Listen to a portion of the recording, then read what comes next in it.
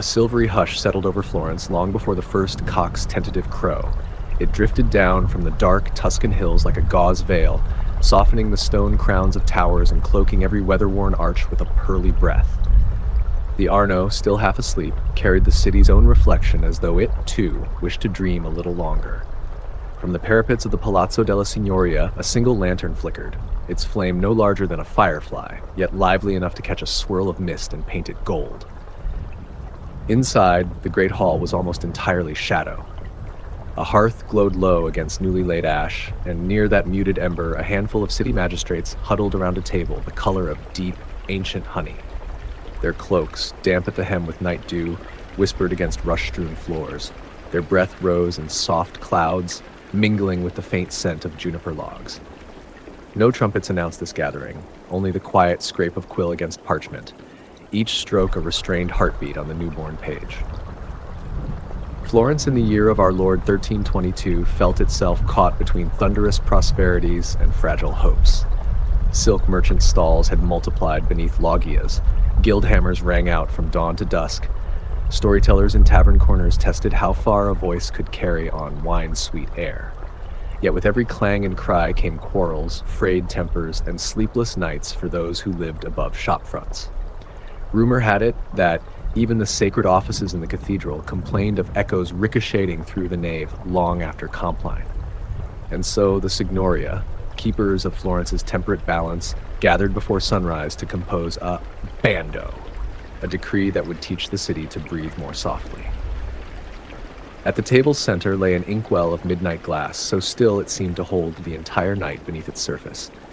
Beside it rested a narrow strip of vellum already inscribed with the quiet bones of the new law. Let every citizen, be he noble or humble, temper his tongue and his craft. Let voices between tertian vespers rise no higher than a chapel prayer. Let metal and wheel and lute surrender their clamor when the bell of evening sighs. The words glimmered wetly, as though reluctant to settle into permanence. Outside, a faint breeze tiptoed along Via dei Calzaiuoli, stirring the banners that hung limp against shop lattices. In some hidden loft, bakers coaxed their ovens awake, the woody aroma of kindled olive branches curling through shutter cracks. But even their customary jokes were traded in murmurs this dawn. It was as if the city already felt the decree forming in the hush above its rooftop valleys. Back in the hall, Chancellor Bartolomeo, whose voice in debate could normally shake the rafter doves, read each clause in a tone scarcely louder than turning pages. He spoke of fines modest yet persuasive, of stone tablets to be set at crossroads where chatter swelled most fiercely, of guardians who would make their rounds in sand-shod boots so as not to add to the very noise they were sworn to quell. Each magistrate nodded in patient cadence, the rustle of wool sleeves replacing any thunder of applause. At last, the morning bell of matins drifted across the river, a mellow bronze sigh that quivered through the palace windows like a ripple in still water. The quill paused, its tip poised above the concluding flourish. For a breathless instant, even the embers seemed to listen. Then, with one graceful curve, ink met vellum, and the hush itself became ordinance. No exclamation followed, only the soft release of shared resolve, as though the room had exhaled in collective relief. Beyond the palace, darkness thinned into pearl as the first pale ropes of dawn stretched over tiled roofs. The decree would soon unfurl across Florence like a silken ribbon, knotting street, riverbank, and bell tower into a single promise of quieter days. For now, though, the law rested in that half-lit chamber, glowing faintly beside cooling hearthstone, an infant candle of civility awaiting sunrise. So begins our tale, Dreamer, with quill scratches softer than rainfall and a city holding its breath. In a little while, the market will stir and merchants will test this new restraint, but that waking murmur belongs to a later moment. For now, linger beside the embers and feel the gentle weight of Florence's first whispered vow. Morning seeped into Florence not with fanfare, but with the hush of linen sails unfurling upon a windless river. By the time the faintest coral blush touched the Palazzo della Signoria's windows, the Mercato Vecchio was already stirring. Yet on this first day beneath the new decree, its heartbeat sounded strangely subdued. Stall keepers who once welcomed dawn with throaty boasts now greeted it like a skittish fawn, their words rounded at the edges and padded with courtesy. Beneath stone arcades, the scent of rosemary bread mingled with citrus peel and the grassy tang of freshly cut wool. Normally, those fragrances rode a clamor of bargaining cries, bakers praising their loaves as cloud soft, dyers trumpeting the depth of Tyrian purples, spice merchants summoning buyers with clappers carved from olive wood. Today, the air felt as if woven of velvet thread. Even the pigeons seemed to coo in minor keys. At the center of the piazza, Signor Ridolfo, whose booming baritone had earned him the nickname Il Tuono, the Thunder, unrolled bolts of Lombard silk in near reverent silence. His apprentice, little Marcello, tiptoed beside him with measuring ribbon, eyes wide at the quiet. Rodolfo glanced toward the newly mounted marble tablet fixed to a column just beyond his awning. Let no voice climb higher than the Angelus soars, nor may haggling last the length of a psalm. Its letters, still glistening with lime wash, seemed to watch the market like a freshly opened eye. A customer approached, a matron draped in a fur-lined mantle, and inquired after a length of crimson damask. Rodolfo's habitual thunder shrank to a respectful rumble. "Madonna, this weave is as soft as snowfall," he murmured, drawing the fabric through his fingers. The matron leaned in, answering with equal restraint, yet their subdued exchange drew curious glances from neighboring stalls, where others mimicked the tone as though tuning their voices to the same tender pitch. Before long, the entire market conversed in hushed consonants, a choir of low notes punctuated only by the occasional rustle of linen or muted clink of coin. Some found the quiet unnerving. A barrel maker tapped his staves with a mallet wrapped in cloth, testing resonance with feline caution. Each muffled thud left him frowning, as though fearing the new law might smother honest craft itself. Yet others discovered unexpected grace. Across the lane, a cheesemonger realized that when she described her pecorino sottofieno in a near whisper, customers leaned forward, nostrils flaring to catch both aroma and syllable. Sales did not falter. They flourished, borne on curiosity rather than commotion. Profit, it appeared, could stroll where it once had to shout. Just before Tercy Bell, sunlight spilled through gaps in the loggia roof, striping the cobbles with warm gold. Into that hush stepped a pair of auto guardians, cloaks clasped, sand-dusted souls scarcely audible. They paused by the fountain, listening, not for silence entire, for a living city could never grant that, but for contented equilibrium. Satisfied, they exchanged a nod no louder than a moth's wing beat, and moved on, leaving only a faint echo of Leather Creek behind. Meanwhile, children trailing after their mothers discovered a new game, trying to hear the faint drip of olive oil from an amphora, or counting how many heartbeats passed between distant hoofbeats and the market dove's flutter. Their giggles were quickly dampened by gently raised fingers, yet even those giggles felt lighter, like bubbles rising through cool water. When the bronze bell of Santa Trinita finally tolled terse, its mellow voice washed across the stalls, marking the moment customarily reserved for the day's loudest bargaining surge. Instead, a collective breath rustled the awnings, half relief, half wonder, that nothing terrible had befallen commerce in its softened state. Rodolfo tied twine around his last parcel, eyes shining with a humility he had not worn in years.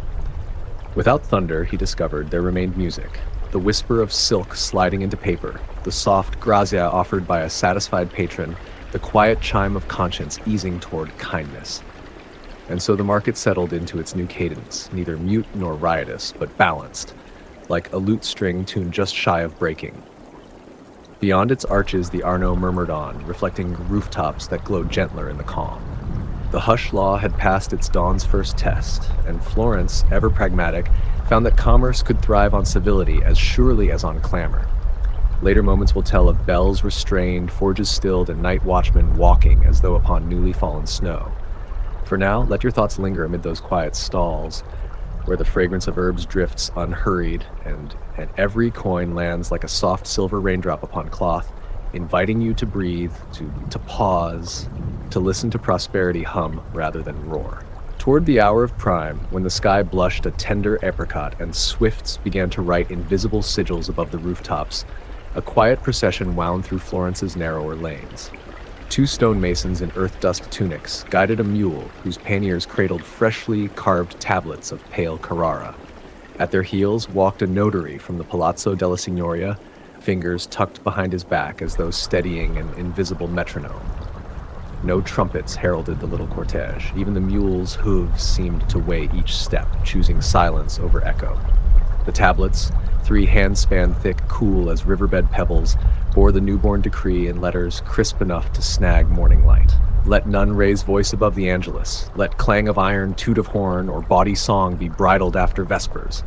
So sworn by the Signoria under penalty of 5 soldi and public reproach. Each stroke curled like the tail of a resting cat, as if the sculptor had coaxed the marble into a sigh rather than a proclamation. These were Florence's leggi p pietra, laws of stone, destined to speak long after parchment yellowed and tongues forgot their vows. Saiti turned search. Their first destination was the busy crossroads at Kalamala, where traders from distant ports tangled beneath scarlet awnings and the smell of Levantine myrrh. Yesterday, the hubbub here had whirred like a loom at full tilt. Today, an expectant hush shimmered in the sunlight. Stall-keepers paused their tying of bundles to watch the masons set wooden braces against the column of an arcaded loggia. With measured mallet taps, muffled by pads of raw wool, they coaxed iron pins into mortise holes, fastening decree to stone as softly as priests closing a reliquary. A small crowd gathered, cloth merchants fingering the fringe of their sleeves, a barber with lather still clouding his basin, children clutching chestnuts too hot for pockets. They read the inscription in murmurs so hushed that each syllable sounded like a distant fountain. One boy traced a fingertip along the carved Q of Qui Placet Pax and giggled when the groove felt cool against his skin. His mother pressed a gentle shush upon his dark curls, but her rebuke floated no higher than a sparrow's chirr. Across town, twin plaques found their homes beside the fish market at the Ponte Vecchio and at the shadowed mouth of Borgo de Greci, where tavern ballads often spilled into the midnight air. By noon, messengers would ride to outer parish gates with parchment copies. Yet it was these marble voices, steady, stoic, immune to wine-loosened tongues, that lent the law its grave, unmistakable timbre. Stone, after all, does not forget. The notary, slipping his stylus into its case, observed how sunlight caught flecks of mica in the tablets, sent fending starbursts across cobbles. He imagined the city weeks hence, learning to measure each phrase against those quiet sparks. Lovers whispering beneath them, smiths damping hammers at their first glimpse of amber dusk, storytellers folding endings earlier, as though evening itself had turned a key in the lock of their throats. He felt no triumph, only a curious tenderness, as if he had tucked a restless child beneath a blanket stitched from marble and civic hope. When the masons finished, they stepped back, wiping dust from their palms. A stray breeze sighed through the loggia, and banners overhead offered a timid rustle, as though even dyed silk wished to practice restraint. In that moment, the city seemed to inhale the new order, letting it settle like fine plaster in every lung. No bell pealed a salute, none was needed. The plaques gleamed in their newborn silence, and every passerby left with footfalls unconsciously softened, as though the very stones beneath them had whispered, "Hush! Pause here, dreamer, beside the cool glow of Carrara. Rest your gaze on letters still damp with polishing water and feel how a single breath can stir or still the world. Our tale will soon climb cathedral steps where a bellmaster weighs bronze against tranquility. But for now, linger in the crossroads, hush, and listen to law become lullaby." High above the red-tiled labyrinth of Florence, the cathedral's campanile greeted the late morning sun like a marble lily lifted toward heaven. Its white and emerald facets shimmered, but deep inside, past spiral stairs that smelled of chalk dust and beeswax, waited a forest of timber beams and patient bronze. Here, Maestro Rinaldo della Campana, keeper of the bells, stood alone amid his resonant flock. For 30 winters, Rinaldo's hands had known every rope's coarse braid, every nick upon each bell's inner lip. He could name them as others named children: La Sirena, whose tone drifted like lavender smoke, Il Leone, whose roar once shook pigeons from parish roofs, and smallest Fiducia, bright as a lark at dawn.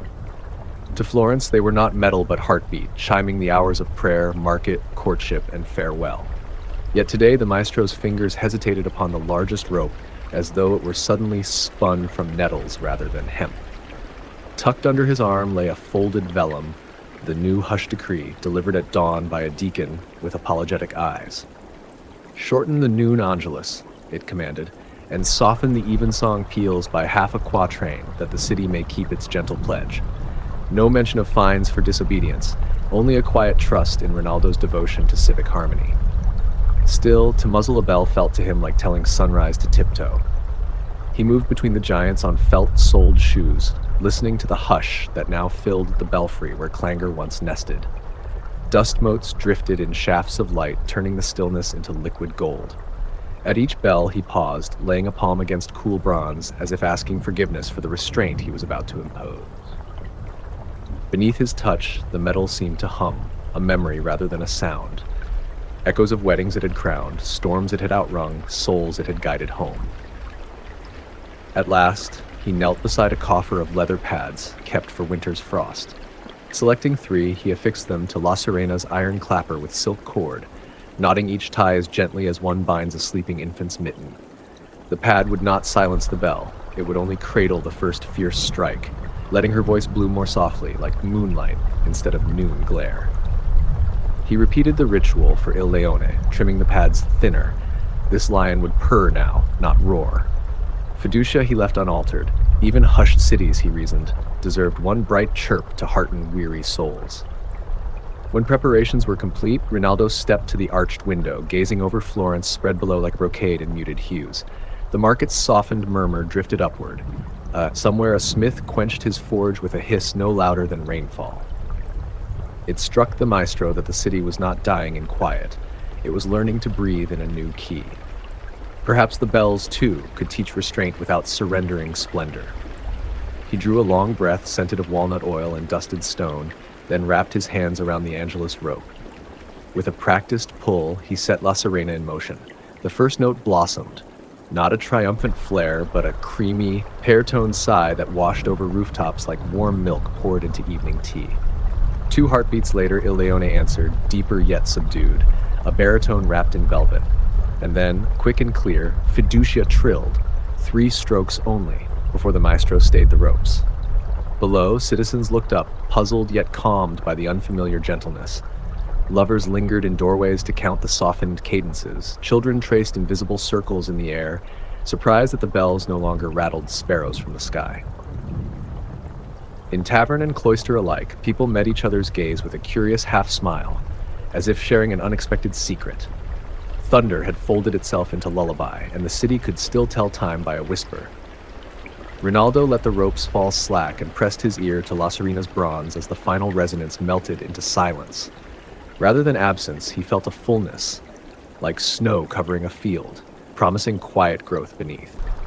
He murmured a blessing no one would hear, then began the slow descent of the spiral stairs, boots hushed against stone.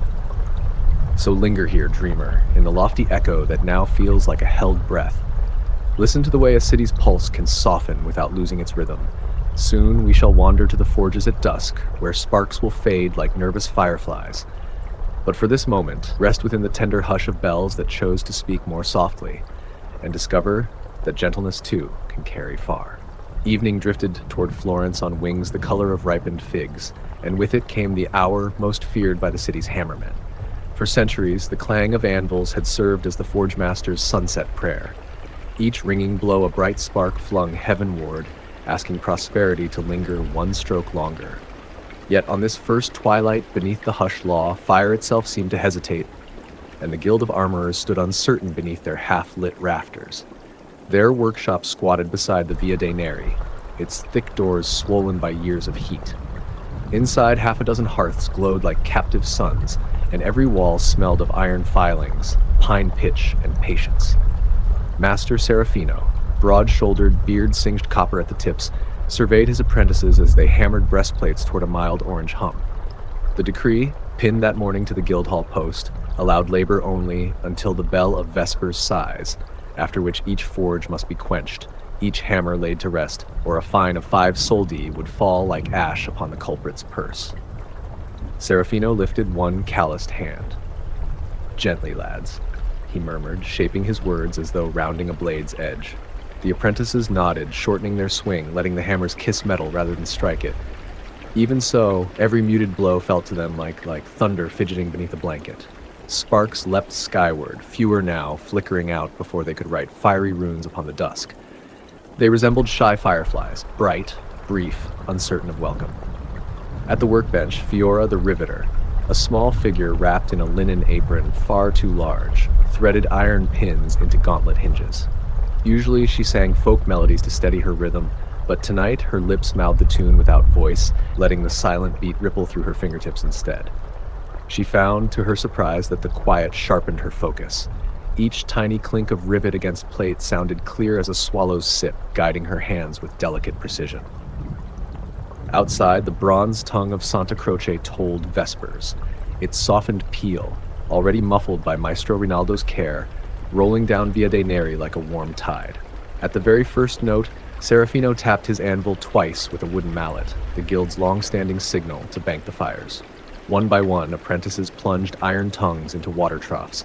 Steam rose in lace-fine arabesques, sighing rather than hissing, as though the very water kept the new ordinance in mind. Within minutes, hearths dimmed to rosy embers. The workshop's glow faded from fierce gold to a softer copper, throwing gentle halos around soot-dark beams.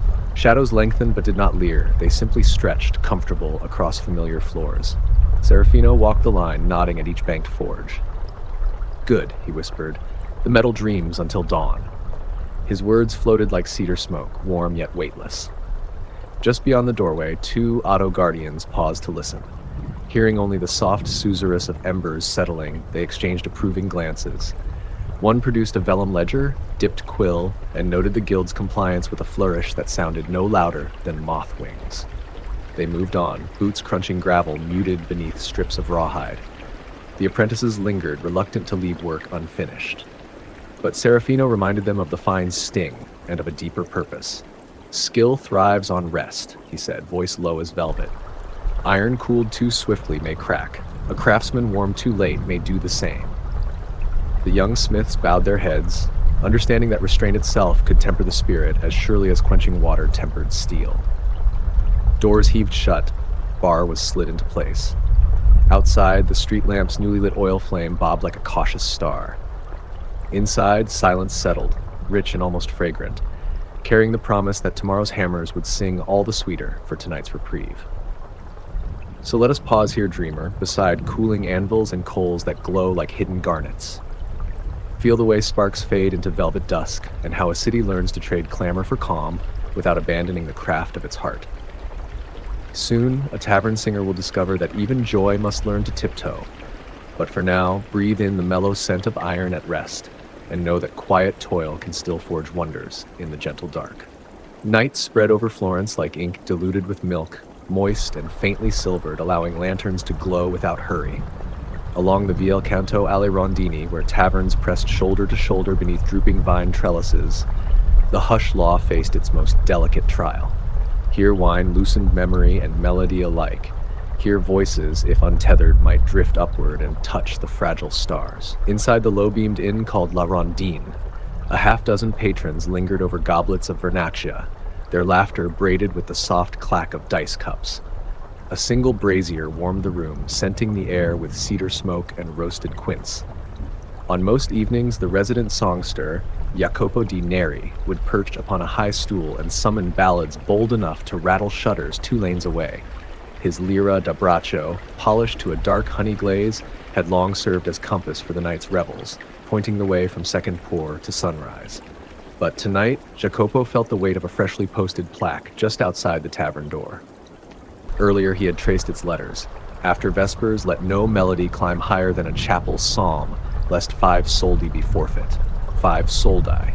Enough to fill his mother's larder, enough to mend the crack along the lira's scroll. Even so, music tugged at him the way tide tugs at a moonlit reed. Could one trill, held softly, truly disturb the peace that now hovered over the city like a guardian dove? He waited until the inn's hourglass whispered its final trickle of sand.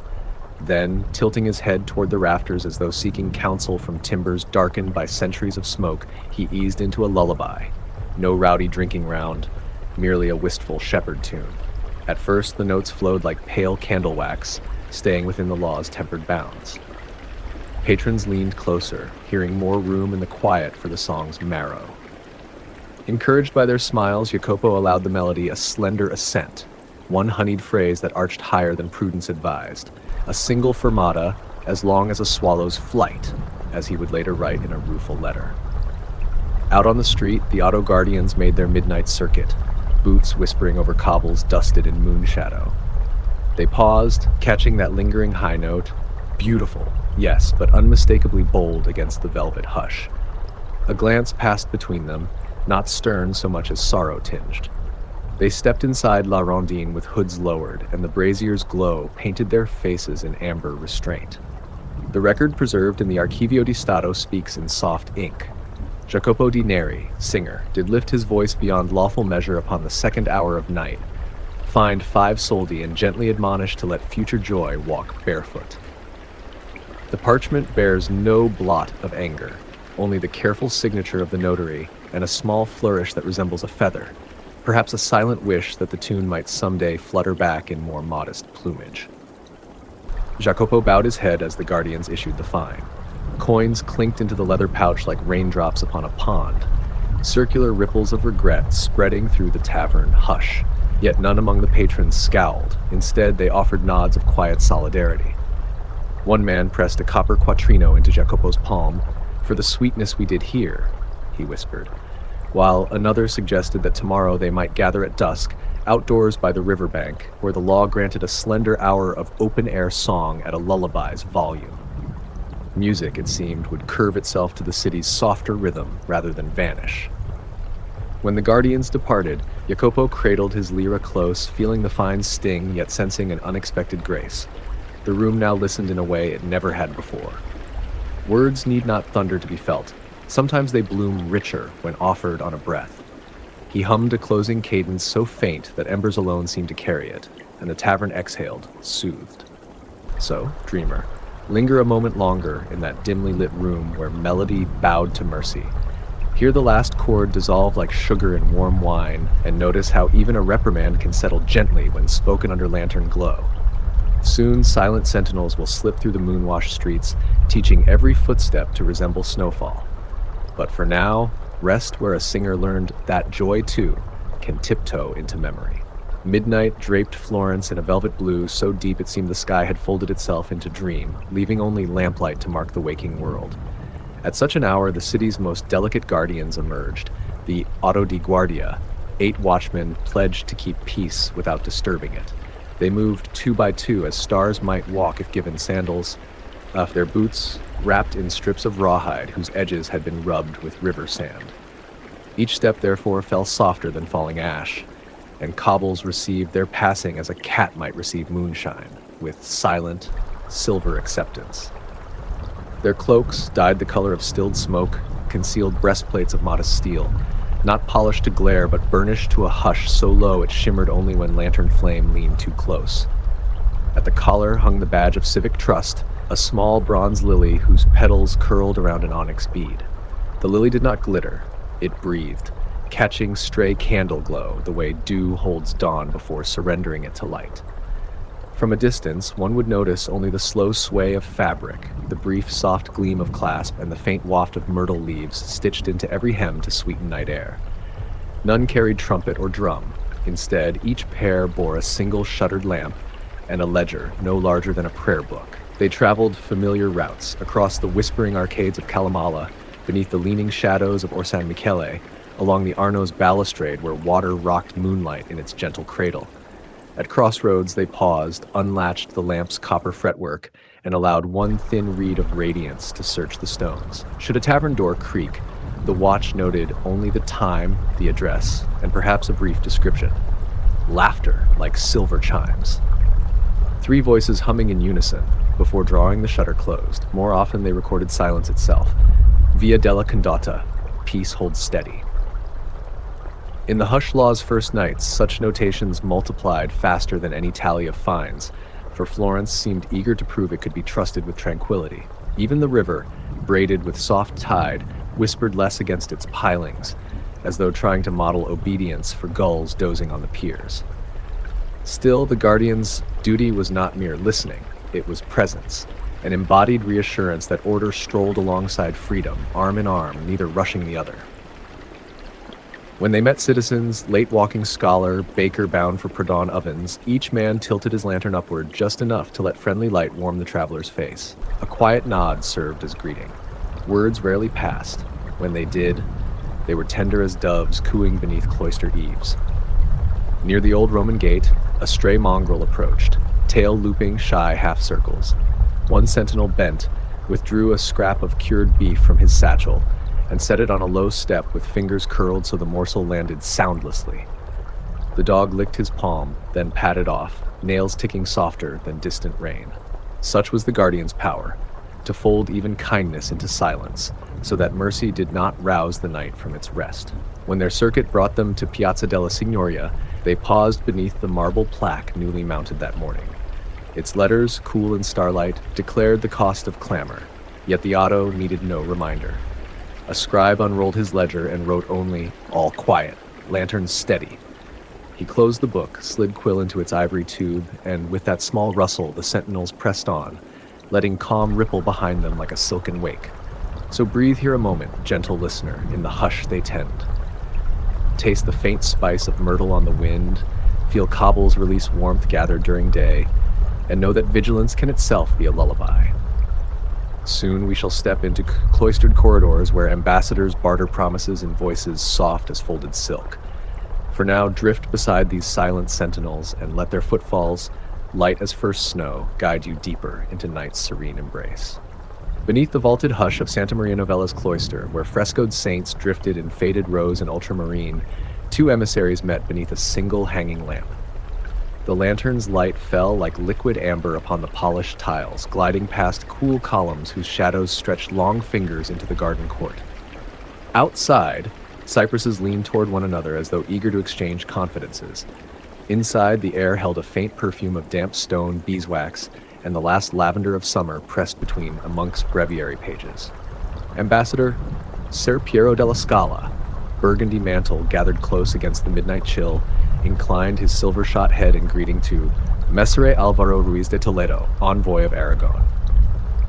Were it not for the new decree, their counsels might have echoed from nave to campanile, crisp with the rustle of parchment and the clack of signet rings against marble. Yet Florence now spoke in undertones, and so the diplomats matched the city's measured breath. Their voices hovered just above the hush, a fountain kept at the courtyard's heart, water descending petal-soft into a stone basin furred with moss. They unrolled a silk-wrapped chart of trade passages, galleys shuttling olive oil and wool, spice caravans threading the mountain passes, and smoothed it upon a bench whose worn edge gleamed like sea glass. As moonlight brushed their sleeves, Ser Piero traced a route with one gloved fingertip, describing in a thread-thin murmur how Florentine cloth might reach Valencia without igniting Pisa's envy. Alvaro nodded, answering in a cadence gentle as flamenco played far across an evening bay.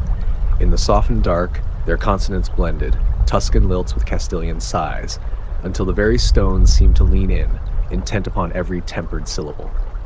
From a nearby archway, a Dominican friar sweeping stray petals halted his broom, marveling that policy, usually argued in thunder, could glide on velvet and lose none of its power. The hush decree, he thought, had turned debate from forge to loom. Words now wove rather than struck, and the resulting cloth gleamed all the finer for its quiet warp. The ambassadors, sensing success shimmer close, sealed their draft with wax the color of pomegranate seeds. Flame touched the stick so softly that no bitumen hissed. The wax pooled in a silent red lake, receiving each signet with barely a sigh. When the pact cooled, they exchanged it palm to palm, one heartbeat's pause, nothing more, and allowed a genuine, unhurried smile to warm their eyes. Business concluded, they lingered yet, sharing a final cordial of spiced Malvasia poured in glints no brighter than fireflies. Faint chapel bells, those newly calmed companions, floated over the cloister, marking Compline's last note. No need for booming chimes. The lightest bronze murmur carried perfectly through the tranquil night. Ser Piero gathered the chart, Alvaro folded his mantle, and together they walked toward the cloister gate, boots hushed against mosaic swirls that mimicked river eddies.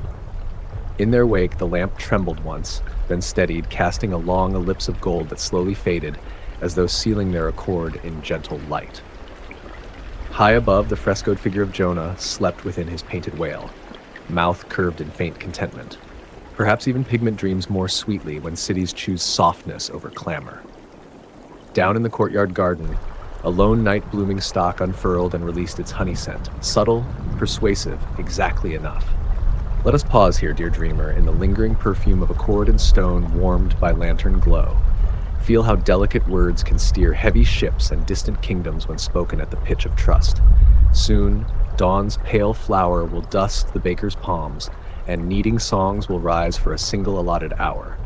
But for now, rest where whispered diplomacy has stitched one more seam in Florence's quiet tapestry, and allow the hush to drift like falling petals across your closing eyes. Night's breath had barely loosened its silver hold on Florence when the first oven door yawned open. Down a narrow lane off Borgo degli Albizzi, the Forno di San Cristoforo glowed like a terracotta hearth within a world still wrapped in velvet dark. According to the decree, so carefully carved upon marble and read by candlelight the previous eve, bakers enjoyed one blessed hour of kneading chorus before the city's broader curfew lifted. It was a slender grace, yet enough to fold sunrise into dough and set hunger's quiet drumbeat keeping time. Master Giuliano Paniere arrived long before the bells even thought to warm their tongues. He pushed through the low doorway, lantern balanced on his shoulder, scenting the lingering perfume of last night's embers. Oak and figwood, mingled with ghost notes of anise seed. Along the walls, cooling racks waited like pews for congregants soon to arrive, round loaves, plated crowns, slender twists brushed with rosemary oil.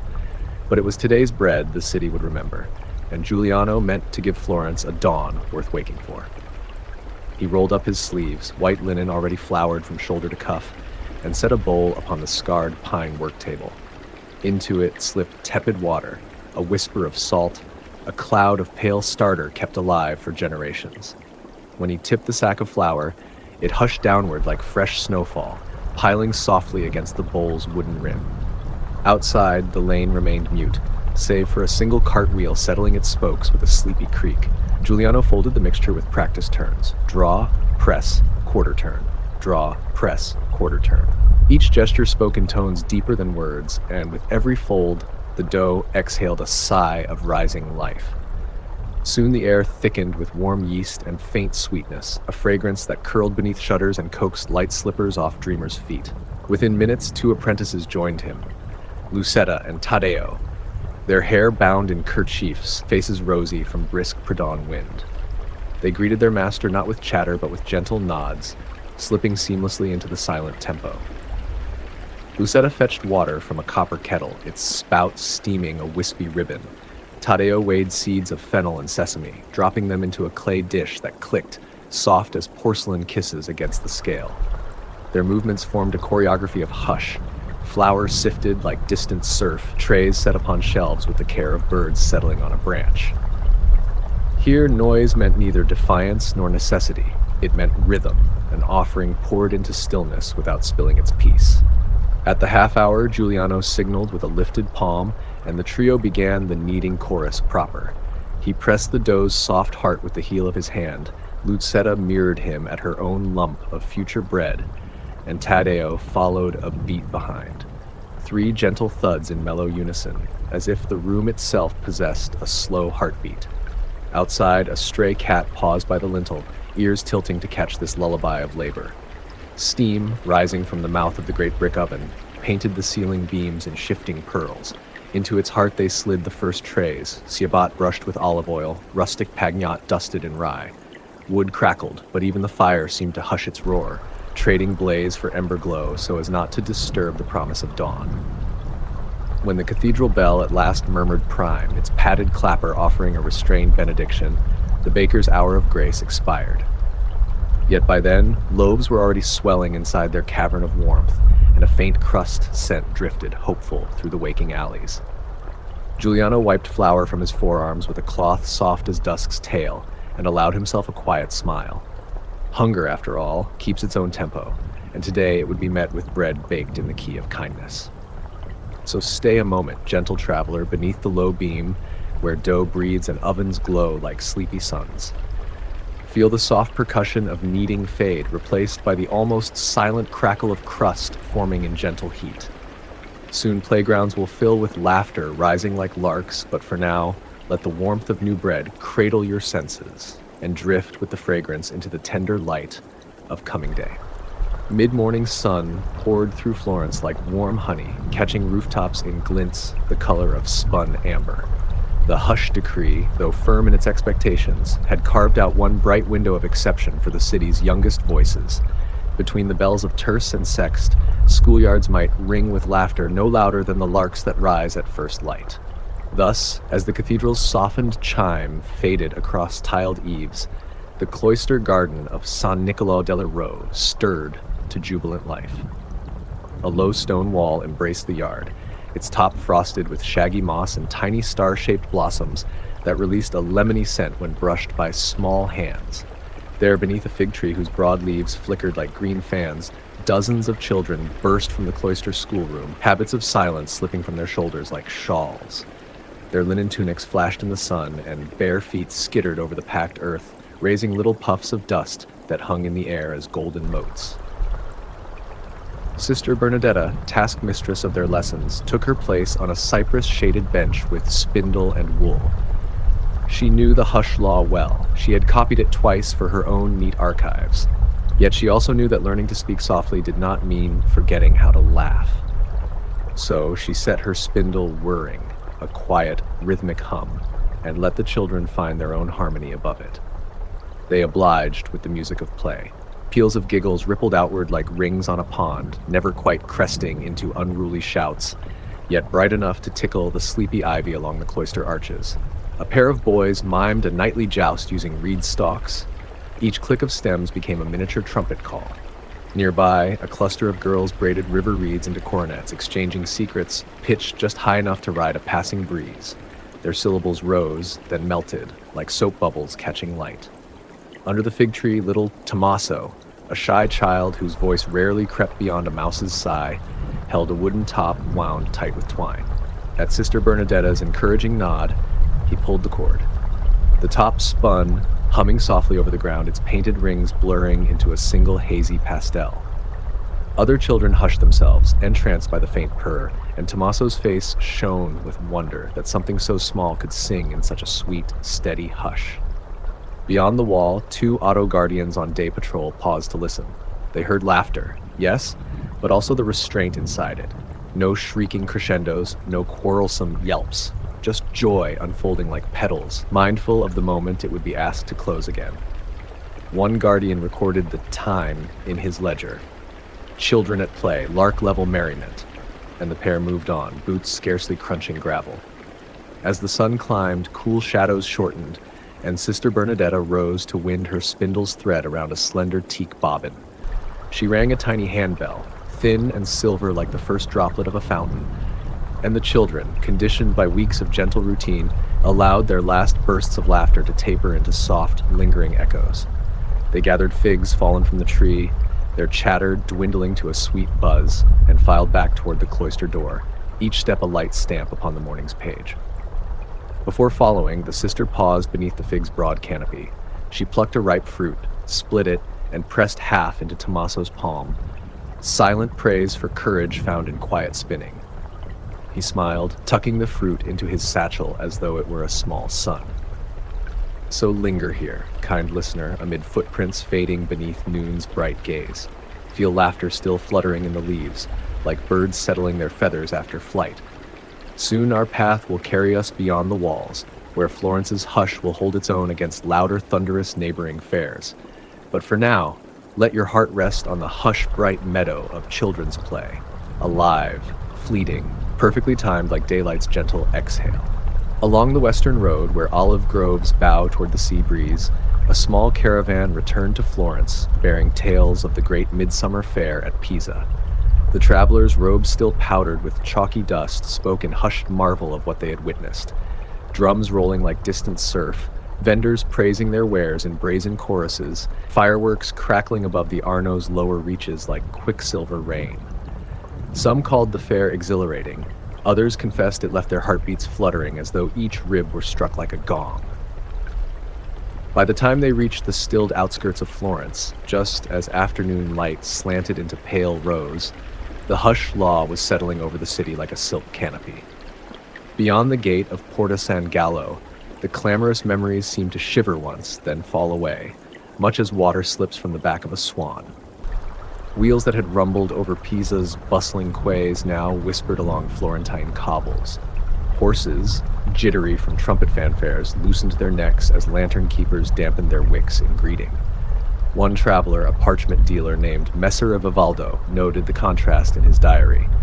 "Thunder behind us, quiet before us," he wrote with ink the color of bruised violets. I had not known silence could feel like a perfume, sweet, rare, lingering on the tongue of thought long after sound has flown. He paused beneath a lamp newly fitted with frosted glass that muted its flame to a buttery sigh. Overhead, finches settled upon a ledge, chirping no louder than beads clicking together in a rosary. At twilight, the caravan crossed Piazza Santa Croce. There, another chronicler, Monna Caterina di Albizzi, observed how the hush draped the square so completely that even the flutter of prayer ribbons tied to church railings sounded vivid as silk brushing bare skin. She had attended Pisa's fair only days before, and still felt its echo in her bones. The roar of bargaining cries, the bright clang of hammered tin toys, the swift applause bursting from puppet stalls. None of that followed her here. In Florence, a lantern's faint crackle could play the part of an entire orchestra. An apricot peddler's whispered price felt as intimate as a lullaby murmured at a bedside. Caterina recorded a gentle epiphany. Perhaps quiet is the treasure we spend all our lives earning, coin by coin of patience, restraint, and kindly regard. She watched as an auto guardian guided two children across the square, his lantern casting a muted halo that seemed more blessing than beam. The little ones carried noisemakers fashioned of reeds, yet they spun them only once, then stilled the rattles against their palms, sensing the city's breath and deciding, instinctively, not to overfill it. Meanwhile, Vivaldo delivered a bundle of parchment to the scriptorium of Santa Maria degli Angeli. The brothers there greeted him with smiles soft as candle wicks, grateful that his cart arrived without clatter to stir their careful quills. As he unloaded, a distant peal from the cathedral marked Vesper's deepening hush. Maestro Rinaldo's bells, padded and velvet-voiced, offering benediction rather than command. Vivaldo closed his eyes. The note washed over him like cool spring water across shoulders sunburnt by Pisa's jubilant blaze. Night tiptoed in on moth wings. Under vaulted skies, the travelers dispersed to inns where hosts spoke in living room tones, setting broth upon tables so gently one scarcely heard the bowls kiss wood. Each wayfarer felt a sudden, exquisite weariness, the kind that arrives when the storm of the outside world finally spends itself, leaving the inner self free to close its shutters and watch rain bead softly upon the mind's window panes. Pause here, gentle dreamer, at the threshold where outer turmoil bows to inner calm. Feel the difference settle in your chest like warm wool lain across shoulders after wind-whipped travel. Silence, you will find, is the rarest luxury, a downy cloak spun not of absence, but of attentive kindness. Soon the chronicles of plague years will show how even hardship bowed before this hush, yet for now rest beside weary travelers who have traded thunder for velvet, and let their sigh of relief wrap you in evening's tender quiet. Spring of 1348 crept into Florence on silent feet, carrying with it a rumor that would swell into darkness, a fevered breath rolling west from ports of Messina, Genoa, and Marseille. People spoke first of ships whose crews disembarked pallid and trembling, then of parishes shuddered in sudden mourning. Soon plague, never named in anything louder than a whisper, brushed the city's ramparts like a cold moth wing. Yet even as illness gathered its terrible hush, Florence already knew how to hold its breath. The quiet law of 1322 had by now woven itself into nightly ritual. Bells still sang, but softly. Markets still buzzed, but in velvet keys. When healers and magistrates convened to plan their defense against the creeping malady, they reached almost instinctively for restraint. Noise quickens the humors, an apothecary argued in a tone hardly above a sigh, and quick humors stoke the inner fire. Let us keep the streets cool with silence, that the blood may follow. No one scoffed. The city had lived 2 decades inside a gentle discipline and found in it a kind of civic muscle, ready now to steady trembling hands. Thus, while neighboring towns rang alarm bells in ragged crescendos, Florence renewed its pledge to quiet. During daylight, criers announced health ordinances in measured cadences, as if wrapping each directive in gauze. Windows stayed latched, but not slammed. Funeral processions threaded the lanes like slow, dark rivers, mourners singing psalms in half-voiced harmony, soft enough that the Arno's own sigh could still be heard against stone pilings. The river, too, seemed subdued, carrying fewer barges, its banks crowded by herb women sprinkling vinegar-soaked rushes to cool the air. Inside sick rooms, chirurgeons moved with slippered footsteps, believing any harsh sound might jar a patient's fragile pulse. They mixed electuaries scented with rose and myrtle, stirred with spoons that tapped porcelain only faintly, like raindrops against distant tiles. Even the act of prayer took on a gentler complexion. No fiery homilies, only whispered litanies, each petition unfolding like a folded petal laid upon a water surface. Outside chapel doors, auto guardians kept vigil, their notebook margins blooming with small, hopeful tally marks whenever an evening passed without renewed wailing. Not every household escaped sorrow, many candles guttered before dawn. Yet neighbors, conditioned by years of mindful speech, learned to signal comfort without clamoring. A loaf left quietly on a threshold, a posy of juniper bound to a latch, a parchment note reading simply, "Coraggio" in tiny, steady script. These became Florence's medicine, delivered as softly as feather down. People discovered that in a city trained to cherish quiet, compassion could arrive unattended by spectacle and still be powerfully felt. One evening, after the toll of Compline floated low across emptied piazzas, a Dominican friar recorded an observation in the monastery chronicle. The hush, once decree, is now solace. We speak less, and so we hear more. The beating of our own hearts, the rustle of angel wings we once mistook for wind. He set down his quill, listening to the faint crackle of candlewick, and sensed that silence itself was praying alongside him. By late autumn, the worst of the pestilence eased, leaving behind emptied workshops, shuttered guild halls, and grief-washed souls. Yet while other cities rang triumphant carillons, Florence allowed only a modest bell choir, padded clappers still in place, to honor both the living and the gone. The sound drifted like warm smoke over rooftops soothed by rain, settling gently into memory rather than echoing in triumph. Survivors gathered beneath those tender peals and felt, perhaps for the first time, that endurance need not shout to be heroic. So pause here, gentle dreamer, in the hush that followed fever's wane. Feel how Florence, bruised yet breathing, wrapped its wounds in the very silence that once seemed mere ordinance. Quiet became balm, restraint a shield, every softened heartbeat a vow to keep company with kindness.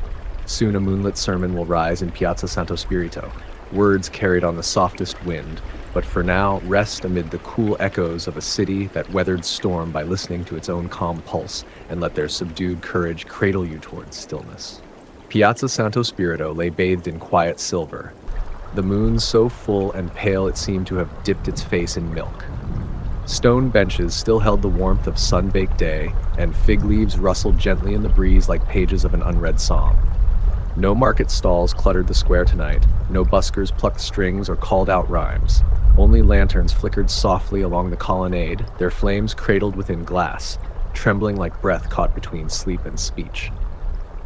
At the foot of the steps beneath the shadowed portico of the church, a Dominican friar in a robe faded soft with laundering stood ready to speak. His name was Fra Lorenzo, though the people knew him better by another name, Il Sussurro, the Whisper. He had never thundered from pulpits, never raised his hand to command a crowd. Yet somehow when he spoke, the whole piazza leaned inward, as if even the olives on their branches wished to listen. The hush law, long since transformed from statute to second nature, suited him well. Where other preachers might have bellowed against sin, Lorenzo simply invited stillness.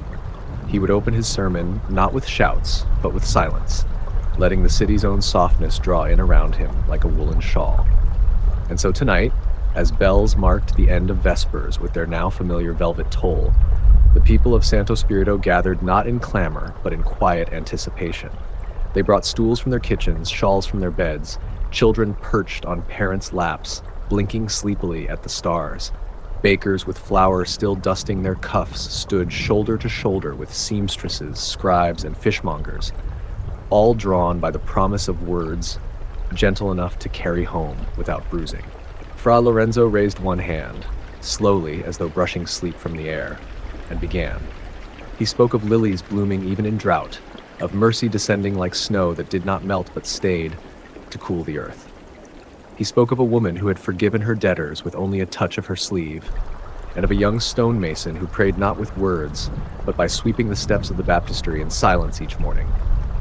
He said nothing new, perhaps, but in tones so quiet, so carefully measured that each word seemed chosen by the moon itself.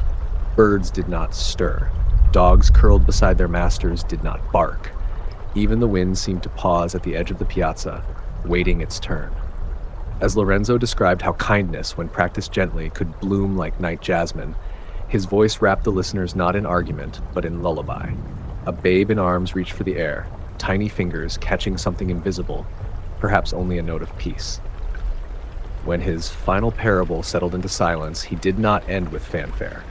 He simply stepped back, hands folded, gaze lifted toward the sky where a slow-moving cloud brushed the edge of the moon. No applause followed, only a stillness even deeper than before.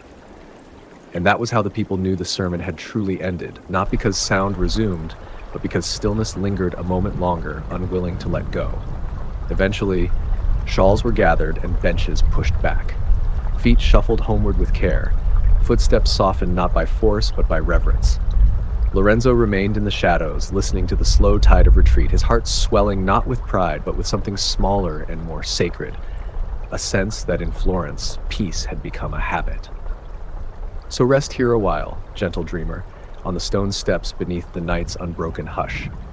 Let the echoes of the sermon, tender as folds of linen, settle around your shoulders. Soon, a young poet will walk these same streets, marveling at the quiet he once mistook for emptiness. But for now, sleep where the crowd once listened, not with ears but with hearts, and let the moon carry the last whisper into your dreams.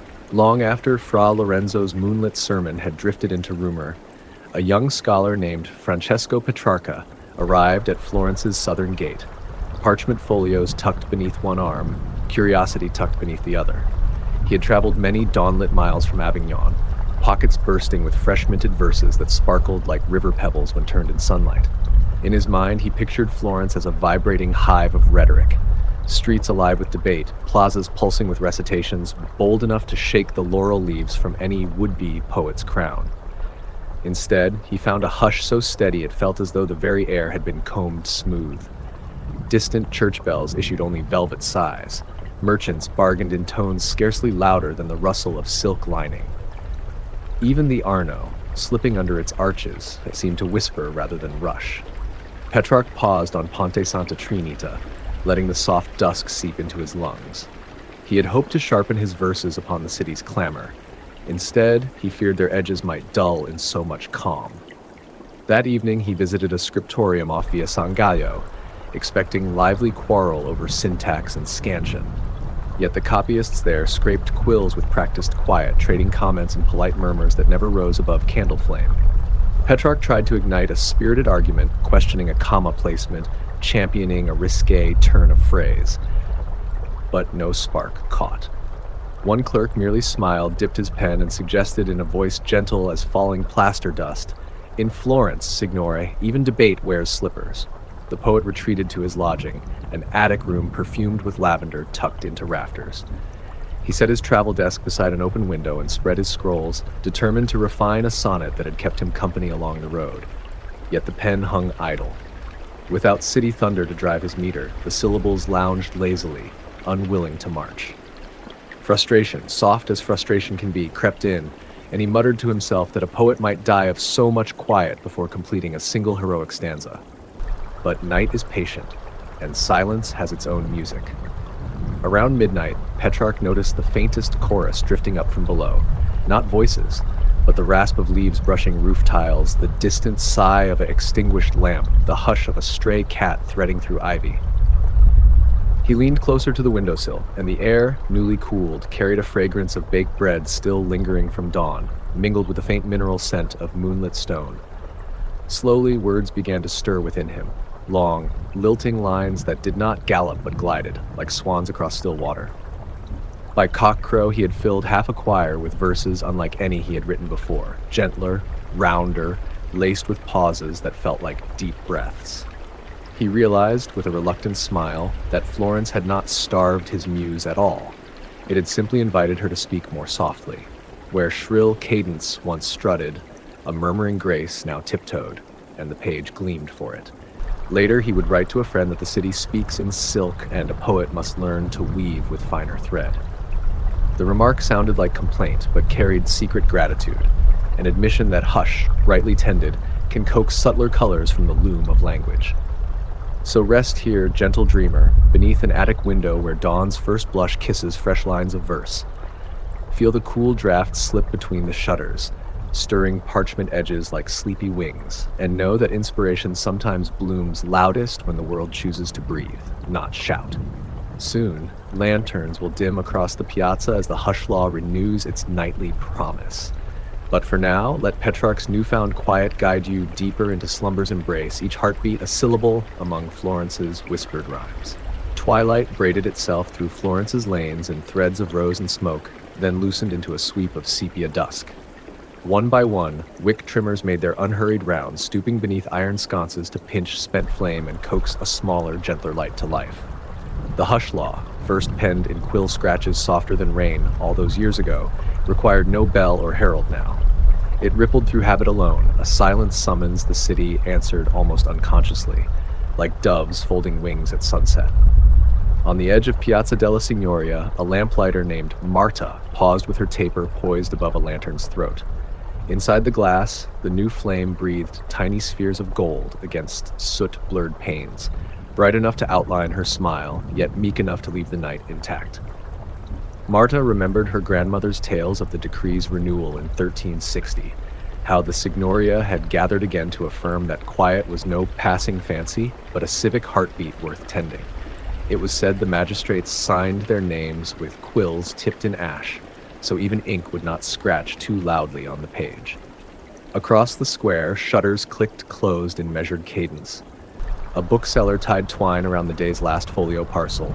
The knot made a small, satisfying snick like a thread of silk pulled tight.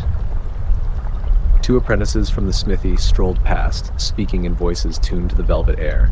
They carried neither hammers nor sparks, yet the scent of forgery, warm iron, cooling charcoal, still clung to their sleeves, tempered now by the law's long-standing lull. From her ladder rung, Marta watched as the cathedral's padded bells lifted a brief, low benediction. The notes drifted over rooftops like petals set free from wintered branches, weightless, inevitable, returning to earth without bruise. Children, already trained to taper their laughter, counted the chimes under their breath before slipping indoors.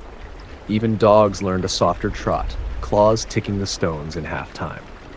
Not far away, the baker Giuliano, older now, hair dusted sugar white, slid the night's final loaf onto a cooling rack and leaned against the warm brick to listen.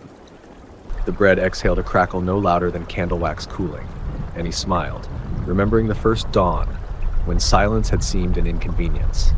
How quickly inconvenience had seasoned into comfort, then into custom, then into something gentler still. Shared ease. He whispered a blessing over the loaf, half prayer, half lullaby, then drew the oven door shut with a hush of leather on brick. Street by street, lanterns settled into their amber hum, and with them the city exhaled. On Ponte Vecchio, the Arno mirrored every wavering flame, doubling their light yet halving their glare. The water, too, had learned restraint. It slipped beneath the arches with the grace of silk drawn across marble, murmuring secrets only the moon could hear. High in his attic room, the poet, older Petrarch by another name, set aside an ink pot and pressed his palm to parchment still damp with sonnet's final line. He held his breath, listening for the pause that comes after creation, when words belong more to silence than to speech. Hearing only the faint rustle of Marta's ladder as she descended, he nodded. The city itself had become his closing couplet. Soon the auto guardians would make their rounds, ledgers tucked beneath arms, lanterns shuttered to pinpoints. They would stop beneath each marble plaque, run fingertips over letters smoothed soft by decades of starlight, and record in tidy script, "All is calm, lanterns dim." But for now, the only witness was the night, broad-shouldered, gentle, ready to cradle every sigh. Marta lowered her taper, watched the last blue thread of smoke curl into invisibility, and stepped from the ladder. The flame she had kindled glowed steady yet meek, a promise carried forward on quiet wings. She turned homeward, boots whispering across cobbles warmed by the day's forgotten sun, and felt the city fold around her like a lullaby stitched from stone, water, and will. And as the lantern's glow faded, so too does our tale drift into memory. No clang of final chord, only the soft closing of a well-loved book. Florence rests beneath its woven hush, bells sleep in velvet nests, rivers dream at half voice. Rest now, dear listener. Let history's hush carry you to sleep.